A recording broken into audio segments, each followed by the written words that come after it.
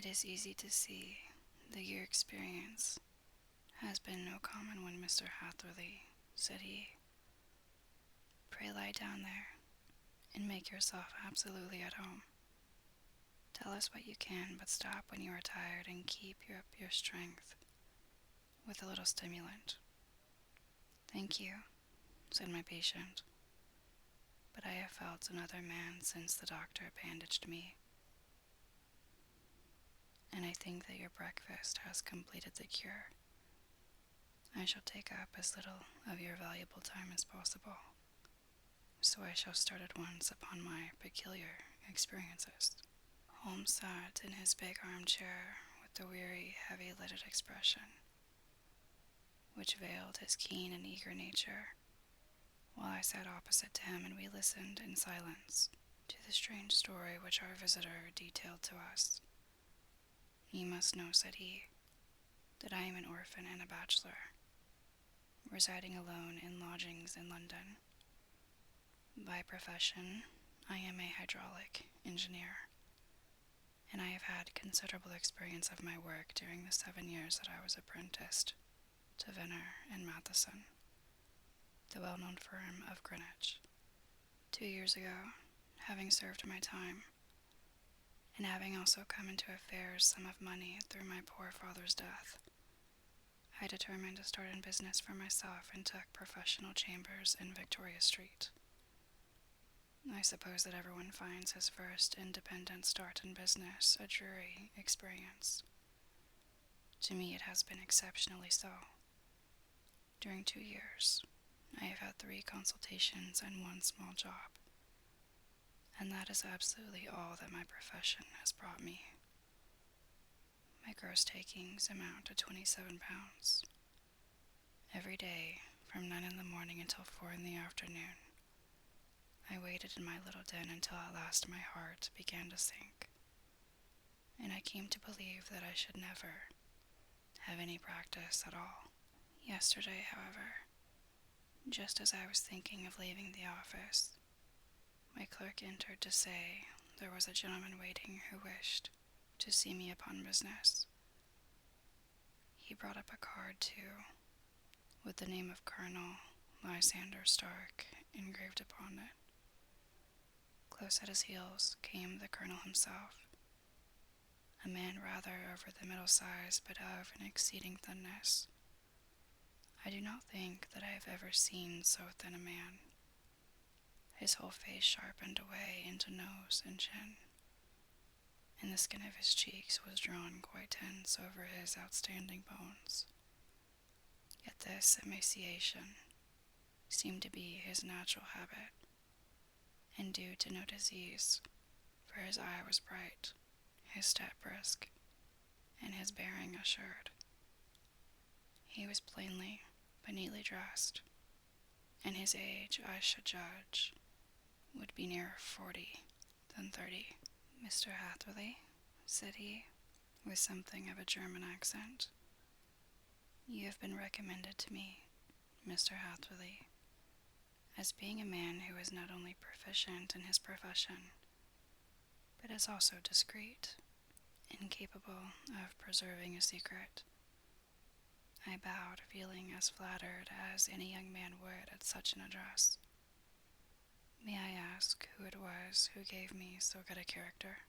Well, perhaps it is better that I should not tell you that just at this moment. I have it from the same source that you are both an orphan and a bachelor, and are residing alone in London. That is quite correct, I answered, but you will excuse me if I say that I cannot see how all this bears upon my professional qualifications. I understand that it was on a professional matter that you wished to speak to me. Undoubtedly so, but you will find that all I say is really to the point. I have a professional commission for you, but absolute secrecy is quite essential. Absolute secrecy, you understand, and of course, we may expect that more from a man who is alone than from one who lives in the bosom of his family. If I promise to keep a secret, said I, you may absolutely depend upon my doing so. He looked very hard at me as I spoke, and it seemed to me that I had never seen so suspicious and questioning an eye. "Do you promise, then?" he said at last. "Yes, I promise." Absolute and complete silence before, during, and after. No reference to the matter at all, either in word or writing. "I have already given you my word." "Very good." He suddenly sprang up, and darting like lightning across the room, he flung open the door. The passage outside was empty. "That's all right," said he, coming back. "I know that clerks are sometimes curious as to their master's affairs. Now we can talk in safety." He drew up his chair very close to mine, and began to stare at me again with the same questioning and thoughtful look. A feeling of repulsion, and of something akin to fear, had begun to rise within me at the strange antics of this fleshless man. Even my dread of losing a client could not restrain me from showing my impatience. "I beg that you will state your business, sir," said I. "My time is of value." Heaven forgive me for that last sentence, but the words came to my lips. "How would 50 guineas for a night's work suit you?" he asked. "Most admirably." I say a night's work, but an hour's would be nearer the mark. I simply want your opinion about a hydraulic stamping machine which has got out of gear. If you show us what is wrong, we shall soon set it right ourselves. What do you think of such a commission as that? The work appears to be light. Precisely so. We shall want you to come tonight by the last train. Where to? To Berkshire. It is a little place near the borders of Oxfordshire, and within 7 miles of Reading. There is a train from Paddington which would bring you there at about 11:15. Very good. I shall come down in a carriage to meet you. There is a drive, then? Yes, our little place is quite out in the country. It is a good 7 miles from the station. Then we can hardly get there before midnight. I suppose there would be no chance of a train back. I should be compelled to stop the night. Yes, we could easily give you a shakedown. That is very awkward. Could I not come at some more convenient hour? We have judged it best that you should come late. It is to recompense you for any inconvenience that we are paying to you, a young and unknown man, a fee which would buy an opinion from the very heads of your profession. Still, of course, if you would like to draw out of the business, there is plenty of time to do so. I thought of the 50 guineas, and of how very useful they would be to me.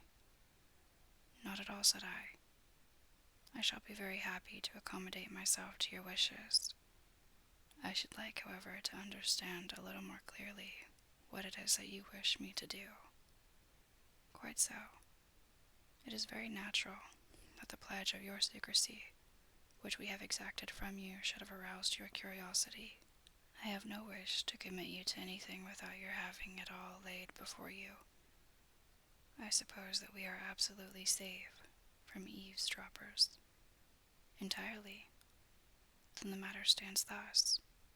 You are probably aware that Fuller's Earth is a valuable product, and that it is only found in 1 or 2 places in England. I have heard so. Some little time ago, I bought a very small place within 10 miles of Reading. I was fortunate enough to discover that there was a deposit of Fuller's Earth in one of my fields. On examining it, however, I found that this deposit was a comparatively small one, and that it formed a link between 2 very much larger ones upon the right and left, both of them, however, in the grounds of my neighbors. These good people were absolutely ignorant that their land contained that which was quite as valuable as a gold mine. Naturally, it was to my interest to buy their land before they discovered its true value. But unfortunately I had no capital by which I could do this. I took a few of my friends into the secret, however, and they suggested that we should quietly and secretly work our own little deposit, and that in this way we should earn the money which would enable us to buy the neighboring fields. This we have now been doing for some time, and in order to help us in our operations, we erected a hydraulic press. This press, as I have already explained, has got out of order, and we wish your advice upon the subject. We guard our secret very jealously, however, and if it once became known that we had hydraulic engineers coming to our little house, it would soon rouse inquiry, and then if the facts came out, it would be goodbye to any chance of getting these fields and carrying out our plans. That is why I have made you promise me that you will not tell a human being that you are going to Berkshire tonight. I hope that I make it all plain. I quite follow you, said I.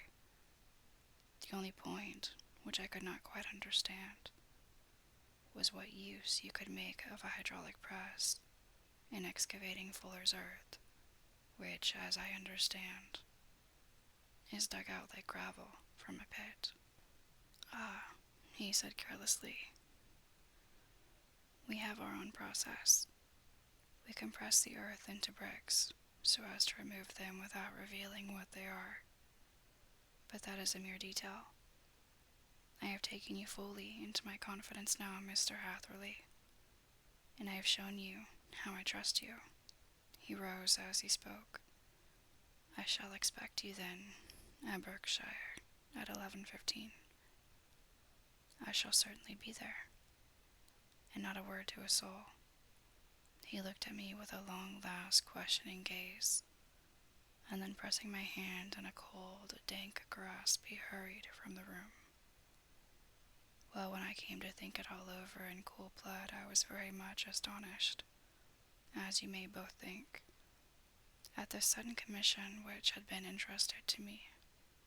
On the one hand, of course, I was glad, for the fee was at least tenfold what I should have asked had I set a price upon my own services, and it was possible that this order might lead to other ones. On the other hand, the face and manner of my patron had made an unpleasant impression upon me, and I could not think that his explanation of the fuller's earth was sufficient to explain the necessity, and his extreme anxiety lest I should tell anyone of my errand. However, I threw all fears to the winds, ate a hearty supper, drove to Paddington, and started off, having obeyed to the letter the injunction as to holding my tongue.